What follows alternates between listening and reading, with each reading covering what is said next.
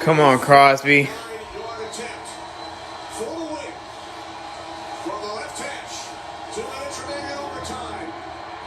Yes! Yes! Oh my God! Finally! Oh my God! That was, oh my God.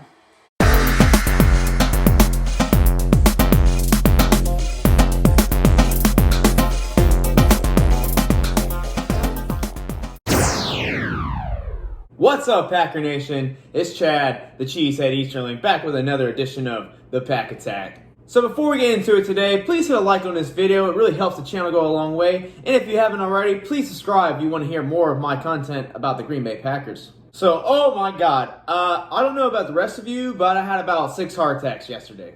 I mean, there were so many up and down moments with that last 3 minutes and into the overtime. At times I was jumping up and down, and then other times I was holding my breath just hoping to God that we didn't lose the game. I knew it'd be a tough game for us, but honestly, there were so many missed opportunities for the Green Bay Packers to close this game out. Aaron Rodgers had 27 completions out of 39 attempts. He had 344 yards passing, and he also had 2 touchdowns on the day. And also that 1 interception, which was down the side. It wasn't a bad throw, it just was bad timing.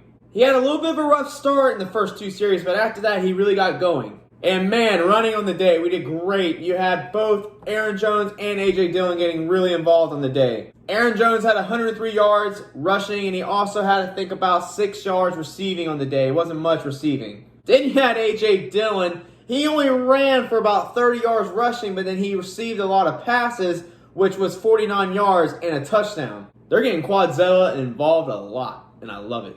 And then, of course, you had Devontae Adams, which is always involved in every game, as long as they don't take him out. And yesterday, they were double covering him a lot, but it still didn't matter. He just went straight through him and caught everything. He ended up having 11 receptions on the day for 206 yards and a touchdown.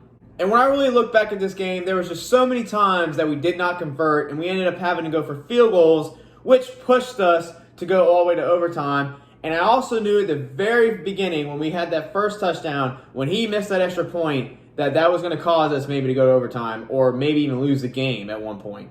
As far as the defense, they really held their own. The first 2 series, not letting them get down the field at all, it was great. I was very surprised by this with all the injuries we have to our team right now. Hell, even Kevin King made a big play on the first stop we had. He ended up tackling him right away, and I was very surprised. I'm not entirely sure, but I do believe he did have a blown coverage on that play right before halftime where it went to Jamar Chase. He did not follow Jamar Chase, and he left the safety to fend for himself, and he almost got it. Darnell Savage was so close to getting it, but then Jamar Chase caught it and went for a touchdown right before the half. I tell you, that pierced my heart right as that happened because I could not believe it happened. But like I said, for the most part, we did very well on defense, and I was very surprised. Now, the offensive line having the injuries we had, I expected us to have maybe a slow start and maybe we were going to have some issues, but never did I really think we weren't going to be able to capitalize on most of the drives that we had because Aaron was playing lights out later in the game.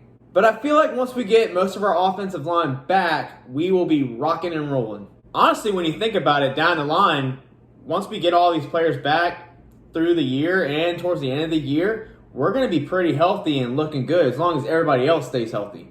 And if we can be a 4-1 team with all these injuries, just wait till we get everybody back.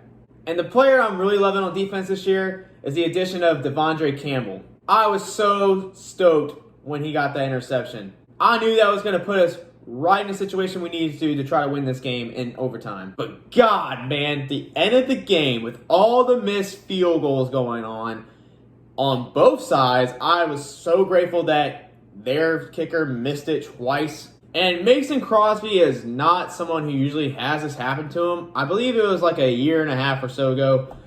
He had a game like this, and it's very rare for him to have a game like that. That's why I could not believe it. But of course, that Silver Fox, he hit that one from 40 yards and won the game for us. You know, some players just have off days. We all have our off days. Well, you know, it wasn't a pretty win, but we got the job done, and we won 25-22, and now our focus is next week against the Bears. And the cheesehead of the game I thought was going to be Randall Cobb, It actually ended up being Davante Adams, which I said I'm not going to pick him, but he honestly was the Chiefs head of the game, making all those receptions for all those yards and a touchdown. But if I had to choose somebody else that's on the offense, I would have said A.J. Dillon. A.J. Dillon did a great job yesterday.